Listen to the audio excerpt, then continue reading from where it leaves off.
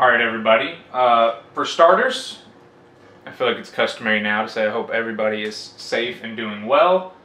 We'd like to just take the time to thank everybody who's working right now, essential or otherwise or whatnot, whatever you're doing to help the world.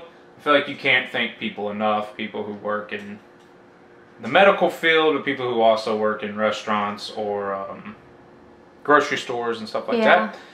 So again, thank you. Just wanted to start the video by saying that. Feel like we don't say it enough. Secondly, we are testing out a new lens. I like to call it the barrel. The thing is huge. So if you notice the video camera tilting down, Jessica is doing her best to keep it level, but the lens weighs more than the camera. This is it going by itself. Yeah, so let us know what you guys think of this lens.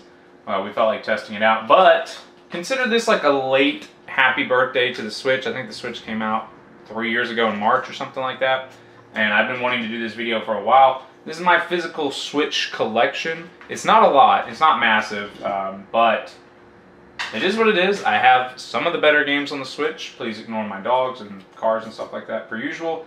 But we're just going to dive into this. I'm going to tell you guys a little bit about my history with the Switch. If our camera dies, then we'll just see you guys after it dies. But let's go ahead and start.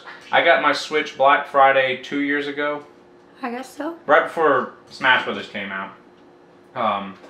So I bought my Switch on Black Friday, but Smash Brothers didn't come out until like the 6th, the 8th, the 10th, something like that. So I had to get a game to hold me over, and I got Has-Been Heroes. I played it a good bit trying to get it to work. I never could figure out how in the world to play this game.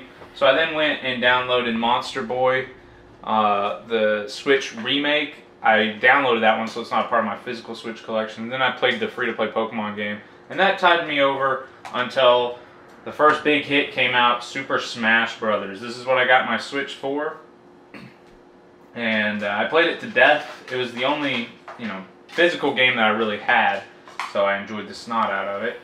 Now, some of you old-time viewers may remember we got Pokemon Let's Go Eevee. So the way that this actually worked, now that I'm thinking about it, is we went to the midnight release of Super Smash Brothers, and my friend was there, and he said, "Hey, I have a friend who has an extra copy of Let's Go Eevee. He doesn't want it.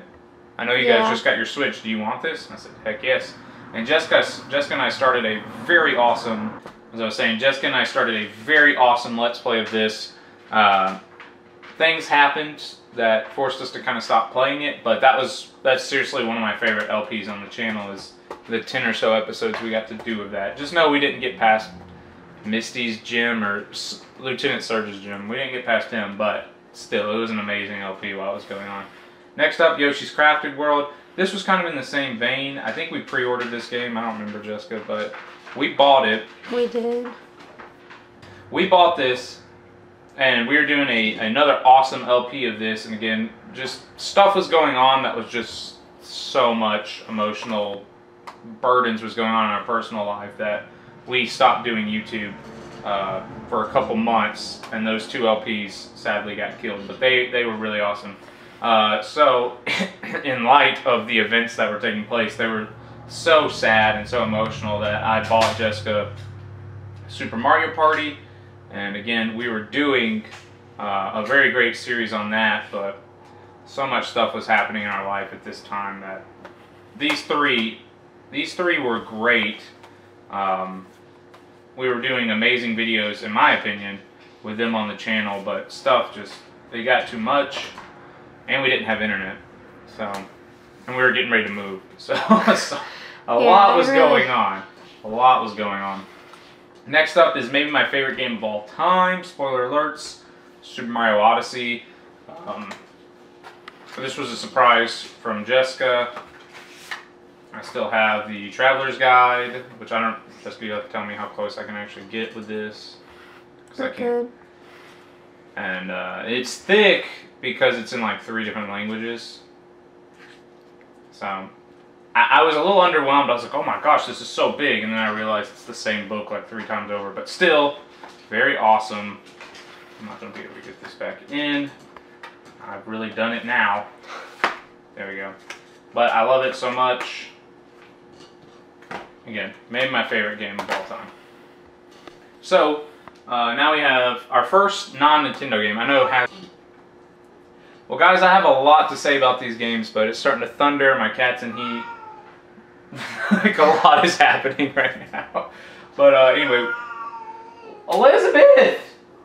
Hey. We have a lot to do in a short time to do it, so let's keep this going. Spyro Reignited Trilogy is an amazing game. It's a remaster of the PS1 trilogy that Insomniac did back in the day. There's achievements, at least on the first one. I love this game. I was streaming part 2 on Twitch. Will we get back around to it? I don't know, because life is crazy. Next up, New Super Lucky Tales. This is an amazing game. Also, what can I say? The Switch has really, and you'll see as we go through, the Switch has just defined itself. If you're a 3D platforming fan, this is the console you need to be on. First Odyssey, Spyro Reignited Trilogy, New Super Lucky Tales. This game is awesome. Next up, A Hat in Time. Again, I mean, this is just an amazing console for 3D platformers. It's not going to stay up. I know it's not. The stack's not high enough anymore. Whatever. This is a great game. It's better on Steam, but still, I'm so glad to have a actual physical copy of it. I haven't redeemed my DLC yet, so anyway, this is great. We stream this. We used to stream it every week, but it's gotten hard to stream here recently, so anyway. Collection of Mana. I thought this was the Trials of Mana HD remake, and I was like, $25 on Black Friday, heck yeah. Then I realized it's just the remakes of the 3 games, but I've been playing Final Fantasy Adventures, and golly, I just love the simplistic RPGs of the Game Boy era. Very great. It reminds me of playing like even Pokemon, Final Fantasy, Dragon Quest, or Dragon Warriors, whatever it's called on the NES. I've enjoyed the first one. I haven't got around to the next 2 games, Trials of Mana and Secret of Mana. Alright, this is Jessica's Christmas gift from my grandmother, actually. So Mario Kart 8 Deluxe. We have it on the Wii U. This is by far the superior version. It's got the battle mode. It's got King Boo. I don't think it adds any tracks, but it does add, like I said, the battle mode and King Boo. But it does add a lot of characters, that's right. Okay, sorry. It adds Inkling, Isabelle, Link, King Boo. Is that it? That might be it. And of course all the DLC, so I guess in a way it does add the tracks and characters. So, and then this was my Christmas gift from my grandmother, Xenoblade Chronicles 2. I enjoyed what I played of it when I was playing it. Yeah, I mean, I got to the point where you're on. I'm not going to be able to remember the level, but it's golly, you just got off the ship. Like I'm not that far into it. I've been playing it for like 5 hours, 6 hours, something like that, but I'm just not that far into it. That's how RPGs work. This is Jessica's Pokemon Shield. Jessica, you got anything to say about it? It's fun.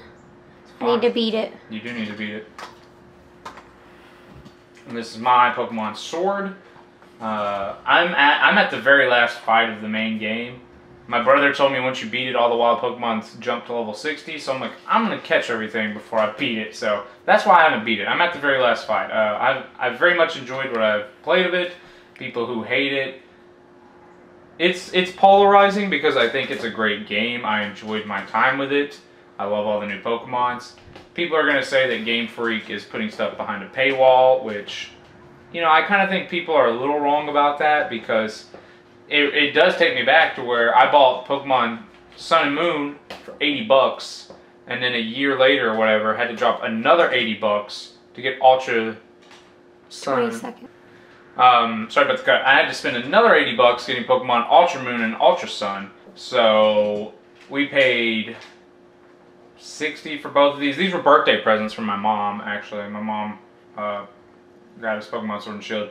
And then the DLCs are going to be, what, $30 each? Yeah. So, I mean, they both come out to about $180. Yeah, $30 each. It's something like, it's no different than what it's been, guys. Yeah. So, like, chillax. But yes, they can certainly do better. But for their first attempt at a home console, it wasn't terrible. And I think Pokemon Gen 9, whenever we get that in 4 or 5 years, I mean, hopefully they listen to what people say, and it's great. That's going to be the game I think will be a great litmus test, is Gen 9. Not necessarily Gen 8. I'm just thankful Gen 8 exists. Last up is Katamari Damacy Reroll. What can I say? This is by far the quirkiest game we have on here. And I'm glad it got a physical release. I want his new game, which I can never remember the name of it. If I remember, I'll throw the title up. I want that to come to the Switch. It's on PS4 and then like Epic Games or something like that.